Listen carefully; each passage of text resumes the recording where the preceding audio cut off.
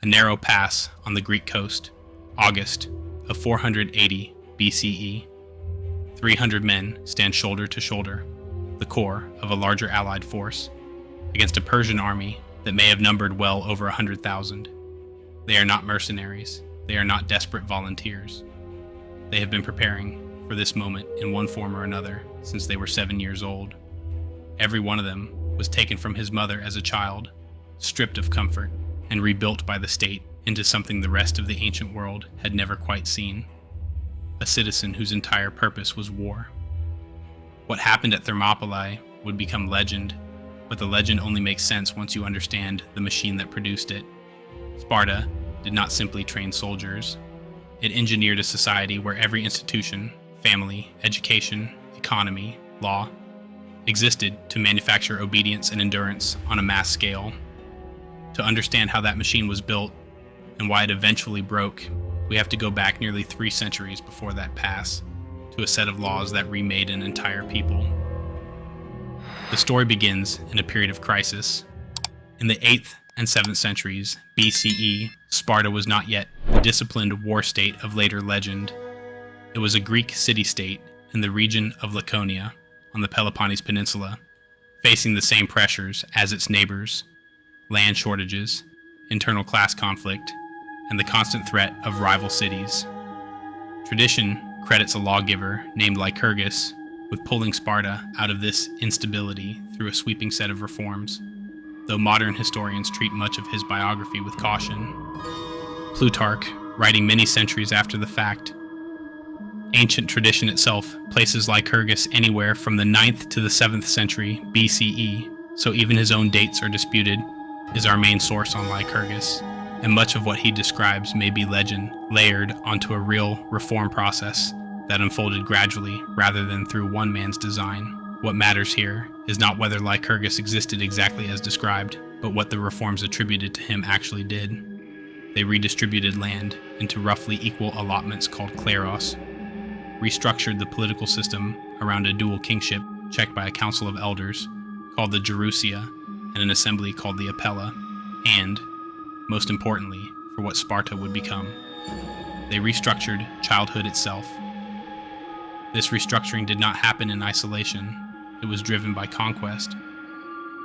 In what ancient tradition dates as the First Messenian War, fought roughly between 743 and 724 BCE, Sparta invaded the neighboring region of Messenia and subjugated its population.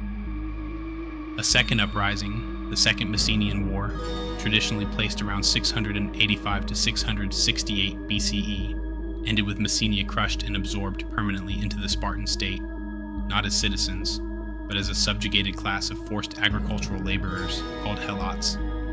This is the detail most documentaries skip past too quickly, and it is essential. The helots vastly outnumbered the Spartan citizen class, by some ancient estimates 7 to 1 or more. Every later feature of Spartan society, the discipline, the secrecy, the militarization of daily life, existed downstream of this one fact. A small, ruling minority sat on top of a much larger, permanently resentful, forcibly conquered population. Sparta was not built to project power outward first. It was built to control an internal threat that never went away. That is the engine behind the system Sparta is famous for. The agoge, once helot labor, freed Spartan citizens, called Spartiates, from working their own land. The state could afford to remove an enormous amount of normal civilian life and replace it with state-run training. At around age 7, Spartan boys were taken from their households and placed into herd-like cohorts called agelai, supervised first by older boys and eventually by a state official called the paidonomos. From this point, the family's role in raising a Spartan male was effectively over. The state assumed it. The agoge functioned on a few core mechanisms, and it is worth being precise about how they operated rather than simply gesturing at harsh training. Boys were deliberately underfed, with the implicit expectation that they would supplement their diet by stealing food, a practice that doubled as both nutrition policy and training in stealth, risk, and the acceptance of punishment if caught. They went barefoot and lightly clothed, regardless of season. hardening the body against discomfort. They slept on reeds, they gathered themselves rather than proper bedding. Older teenage boys, called Irenes, were given authority over younger cohorts, creating an internal hierarchy of command and obedience years before any of them touched a real battlefield. Education in reading and rhetoric existed, but it was secondary to physical conditioning, communal living, and absolute obedience to the group. At the sanctuary of Artemis Orthia, boys faced ritualized tests of endurance, including contests of physical hardship in which the goal was not to win, but to demonstrate that pain could be absorbed without complaint. It is worth noting that the most vivid surviving descriptions of these rites come from writers like Plutarch and Pausanias, working centuries after Sparta's classical peak, so historians debate how closely those later accounts match the actual practice of the archaic and classical periods. What is easy to miss is that this system was not only about producing strong individual fighters. Plenty of Greek city-states produced capable soldiers. What Sparta engineered was something more specific, an army that could function as a single, disciplined unit without panic, because every man in the phalanx had spent his entire childhood inside a hierarchy that punished individual weakness and rewarded collective endurance. The phalanx formation, a tightly packed wall of overlapping shields and spears, depended on absolute trust that the man beside you would not break and run. Other Greek armies were largely part-time citizen soldiers, farmers who picked up a spear when called. Spartiates were full-time professionals in a world of amateurs, and that gap in training translated directly into battlefield reliability. It is worth noting one of the more surprising features of this system. Spartan women lived under a strikingly different set of rules than women elsewhere in Greece. Spartan girls also underwent physical training, running, wrestling, javelin, and discus, on the theory that strong mothers produce strong soldiers. Spartan women could own and inherit property, a right largely denied to women in Athens, and they were known across Greece, sometimes with disapproval, for speaking with unusual directness about politics and military affairs. This was not feminism by modern standards. Its entire justification was reproductive and military utility to the state, but it set Sparta apart from its neighbors and reflects how thoroughly the militarized logic of the system extended into every part of Spartan life, not just the agoge itself. By the 6th century BCE, this system had converted Sparta into the preeminent land power in Greece. Sparta organized the Peloponnesian League, a network of alliances across the Peloponnese that gave it influence far beyond its own borders, all backed by the simple fact that no other Greek hoplite force could match Spartan infantry in a direct land engagement. This reputation was not just propaganda. It was tested and confirmed repeatedly, most famously during the Persian invasions of Greece in the early 5th century BCE. In 480 BCE, when the Persian king Xerxes invaded Greece with an enormous multinational army, it was a Spartan king, Leonidas I, who led the defense of the narrow coastal pass at Thermopylae. The popular image of the 300 obscures a detail worth correcting. Leonidas commanded a much larger allied force of several thousand Greek troops in total, with the 300 Spartiates serving as the elite corps.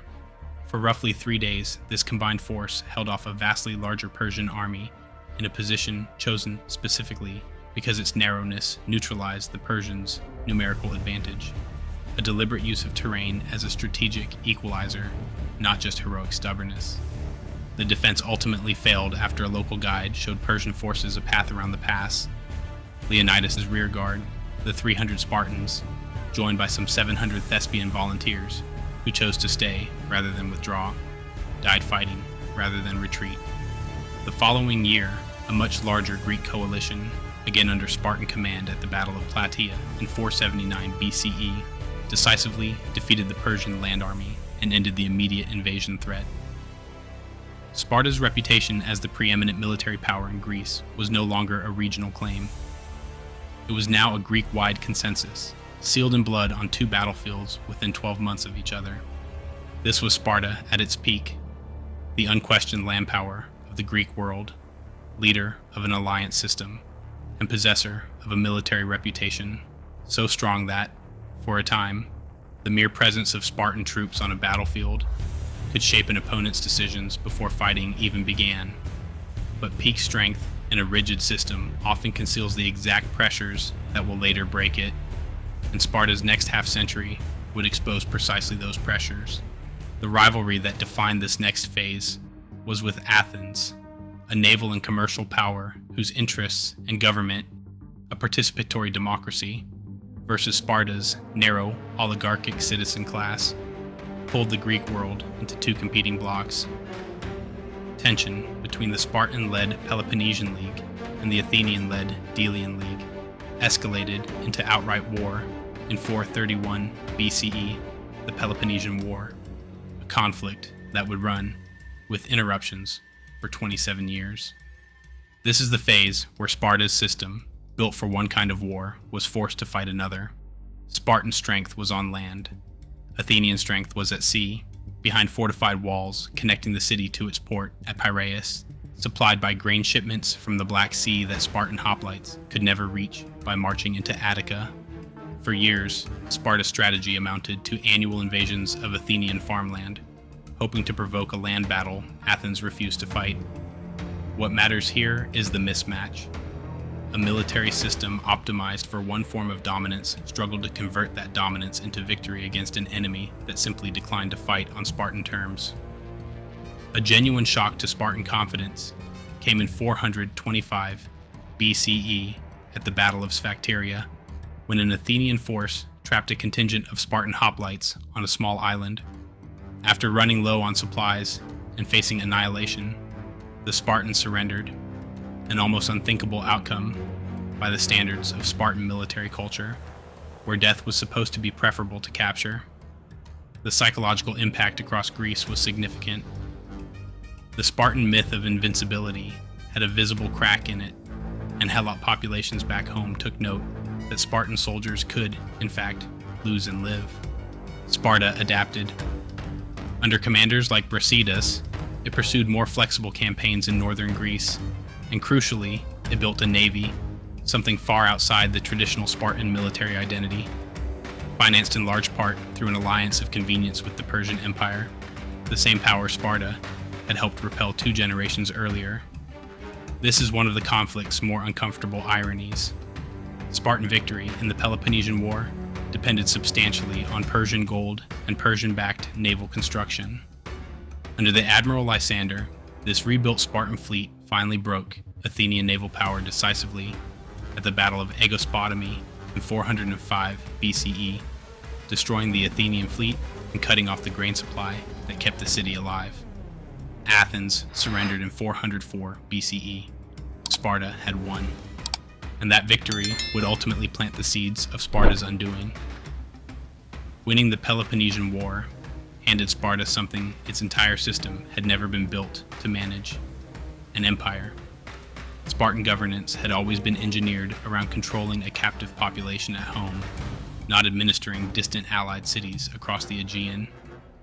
Lysander installed harsh garrison commanders, called harmos and puppet oligarchic governments, the so-called 30 tyrants in Athens being the most notorious example, across territories that had recently been free or allied.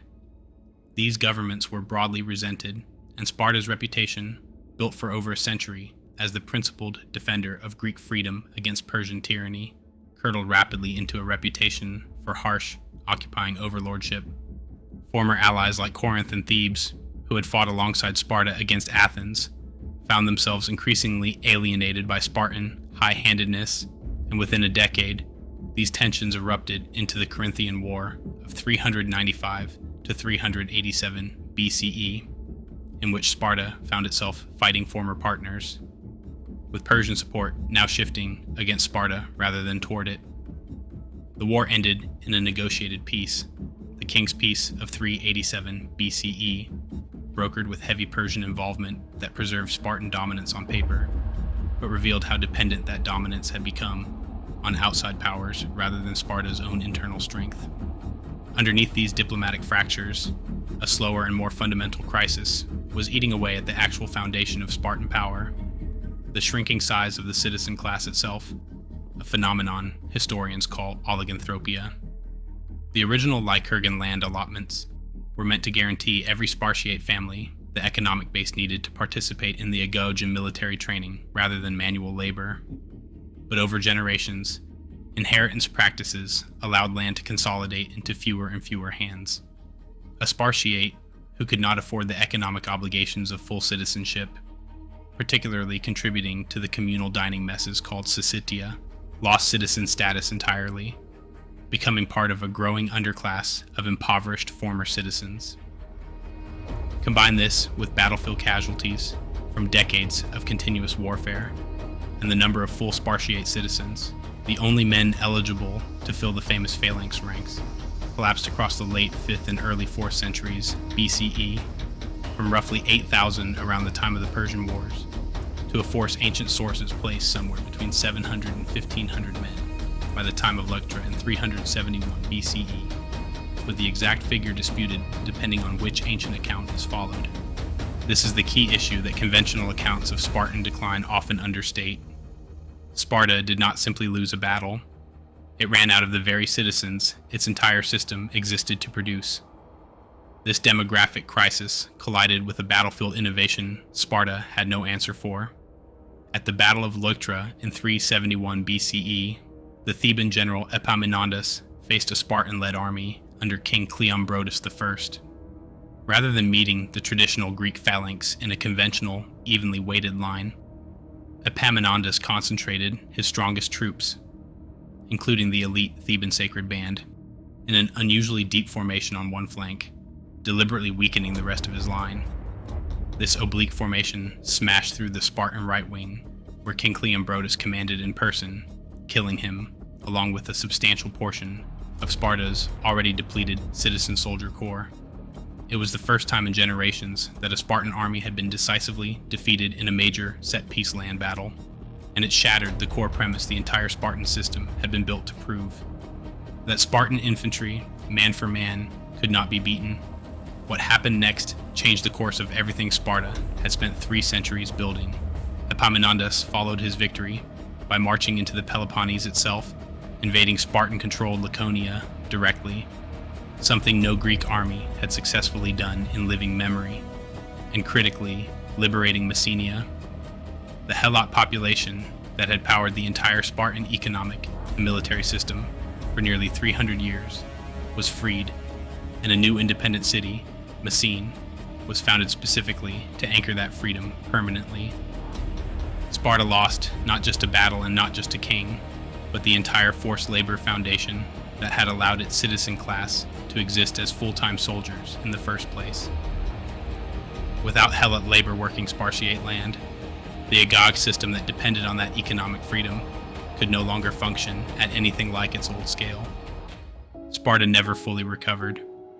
A further encounter at the Battle of Mantinea in 362 BCE, a tactical defeat for the Spartan-led coalition, though one that historians generally regard as strategically inconclusive after the Theban commander, Epaminondas, was killed in the fighting, confirmed that Sparta could no longer reliably dominate even regional conflicts on its own soil. Over the following century, Sparta shrank into a minor regional power, periodically relevant through alliances, but never again the hegemon of Greece. By the time Philip II and then Alexander the Great reorganized the Greek world, in the 4th century BCE, Sparta was largely a bystander, too depleted in citizen soldiers to matter militarily, and too proud, by tradition, to fully integrate into the new political order forming around it. The long-term legacy of Sparta is, in some ways, stranger than its history. Ancient Greek writers themselves debated how much of the Spartan system was authentic ancient practice versus later idealization, a phenomenon modern historians call the Spartan mirage, the tendency of both ancient and later writers to romanticize Spartan discipline into something cleaner and more deliberate than the messy contested reality likely was.